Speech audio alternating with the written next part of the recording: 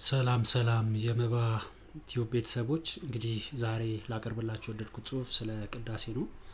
በዚህ ተከታታይ ባላቸው ክፍሎች የምናቀርበው ቅዳሴ ማለት ምን ማለት ነው? በቅዳሴ ጊዜ አምስቱ መስዋዕቶችስ ምን ናቸው? 14ቱ ፍሬያተ ቅዱሳት እነማን ይሆኑ?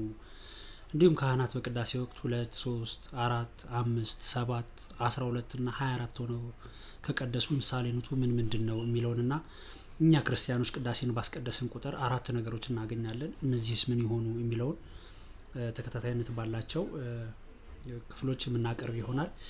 ለዛሬ ክፍል አንዱን አብራችሁን ቆዩ እያል አዲስ ከሆናችሁ ለዚህ ዩቲዩብ ላይክ ሰብስክራይብ እና ሼር በማድረግ እንድትደግፉን በትህትና እንጠይቃለን። ወደ ተዘጋጀው ጽሁፍ እንሄዳለን። ክፍል 1 ቅዳሴ በስርዓተ ቤተክርስቲያን በስርዓተ መሰረት በህብረት የሚጸለይ የህብረት ጸሎት ነው። ከጸሎቶች ሁሉ የላቀ ጸሎት ክፍል ነው። በቅዳሴ ጊዜ አምስቱ መስዋዕቶች ተሟልተው ይገኙበታል። እነዚህም አምስቱ መስዋዕቶች ማንኛውም ክርስቲያን ለፈጣሪው የሚያቀርበው ነው።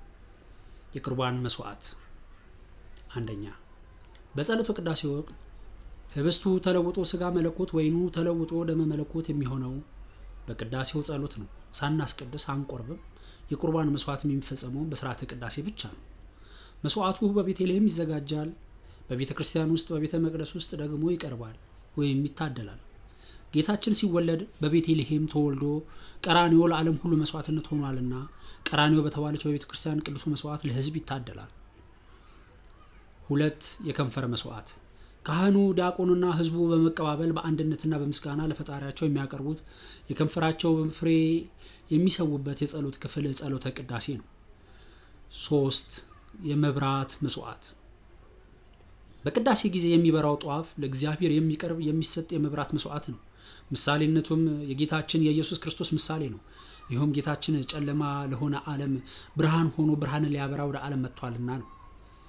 4 የዕጣን መስዋዕት የዕጣን ጸሎት ካህኑ ብቻ የሚያጠነው ሲሆን ይኸውም በማዕጠንቱ አማካኝነት ቅዱሱን ዕጣን በመንበሩ በቅዱሳን ስዕለቱ በህዝቡ መካከል ያጥናል።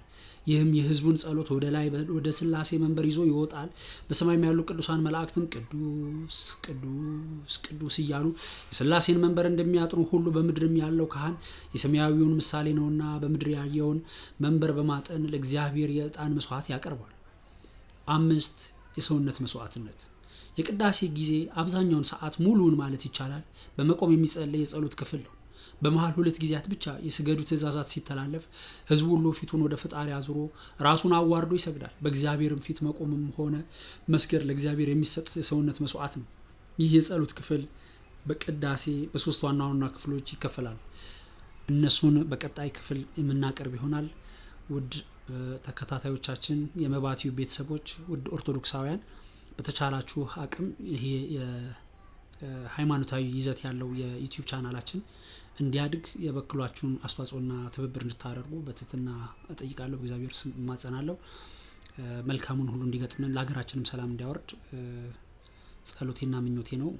እግዚአብሔር በቸር ያቆየን፣ ሰላም ያገናኘን።